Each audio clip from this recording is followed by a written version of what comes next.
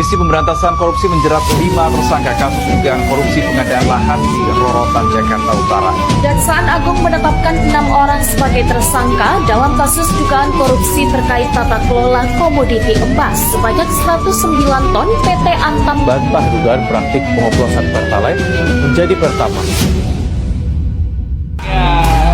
Pajak dari rakyat, pajak dari rakyat. Siapa berani memakai uang pajak dari rakyat? Atas nama rakyat, atas nama rakyat. Siapa berani gerak berbohong atas nama rakyat?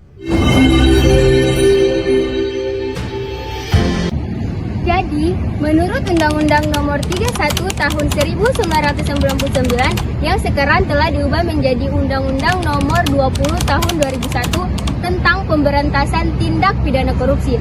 Korupsi ini mencangkup perbuatan memperkaya diri sendiri dan orang lain yang akhirnya dapat merugikan keuangan negara dan perekonomian negara. Oke, kita lanjut pada bentuk-bentuk korupsi. Korupsi memiliki berbagai bentuk. Yang pertama, suap. Kedua, gratifikasi. Ketiga, penggelapan. Keempat, kolusi. Dan kelima, nepotisme. Penyebab korupsi di Indonesia sangat kompleks, antara lain yang pertama budaya KKN atau kolusi, korupsi, nepotisme, di mana sudah mengakar dan dianggap sebagai budaya lumrah meskipun bertentangan dengan moral dan hukum. Yang kedua, lemahnya sistem pengawasan dan penegakan hukum, yaitu kurangnya transparansi dan akuntabilitas dalam birokrasi serta lemahnya sanksi hukum. Yang ketiga, posisi strategis pelaku korupsi, di mana pelaku korupsi seringkali adalah pejabat dengan posisi strategis yang mampu mengelabui sistem hukum. Dampak korupsi bagi kehidupan masyarakat dan negara. Korupsi membawa dampak negatif yang menyebabkan kerugian terhadap masyarakat dan negara. Di antaranya, bagi berikut. Yang pertama, kerugian ekonomi. Dana negara yang seharusnya dilakukan untuk pembangunan dan pelayanan publik salah gunakan. Yang kedua, lemahnya sistem demokrasi. Korupsi mengikis kepercayaan masyarakat terhadap pemerintah dan institusi negara, serta melemahkan supremasi hukum. Yang ketiga, penurunan kualitas pelayanan publik. Korupsi menyebabkan pelayanan publik menjadi tidak rata dan tidak efisien, sehingga masyarakat yang membutuhkan seringkali dirugikan.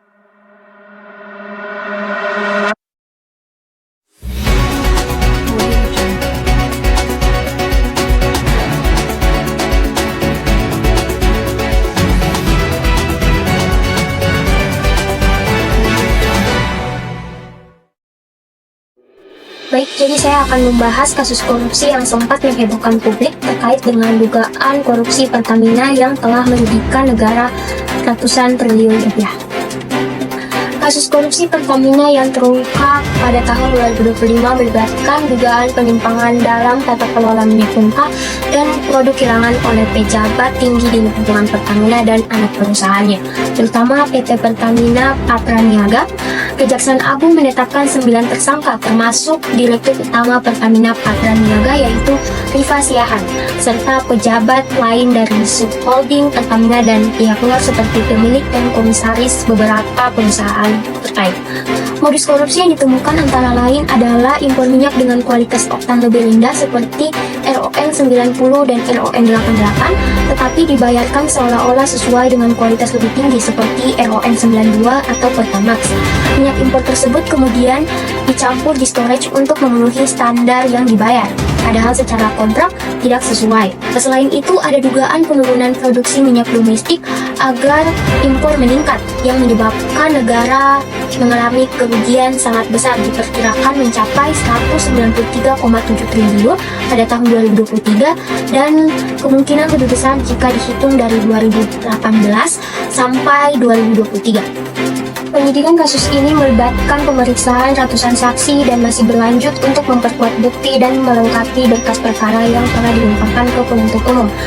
Kasus ini menjadi sorotan DPR khususnya untuk Komisi 6 dan Komisi 12 yang memanggil Pertamina untuk meminta keterangan dan mengawasi perkembangan kasus serta kesiapan Pertamina dalam menghadapi dampak kasus ini. Singkatnya, kasus korupsi Pertamina adalah skandal besar yang melibatkan pejabat tinggi perusahaan BUMN dalam memanipulasi impor minyak mentah dan produk BUMN yang merugikan negara triliunan rupiah dan masih dalam proses penyidikan serta penuntutan oleh Kejaksaan Agung.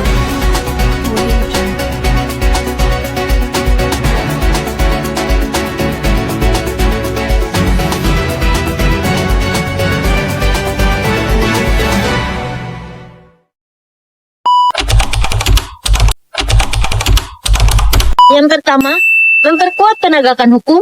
Yang kedua, perbaikan sistem dan tata kelola pemerintahan. Yang ketiga, meningkatkan transparansi dan akuntabilitas. Dan yang keempat, pengawasan yang ketat serta partisipasi masyarakat. Makin tinggi berkibar tiap pagi dimakan matahari. Merah makin memudar, yang bunglon merasa benar. Putih makin menguning, yang pintar masih berpaling. Ditinggal beasiswa, tenang kawan tak apa. Bertahan buat apa, belum ada artinya. Masih dipeluk setan, awet tiba. Deli ada nonton apa kayak paling asik kah?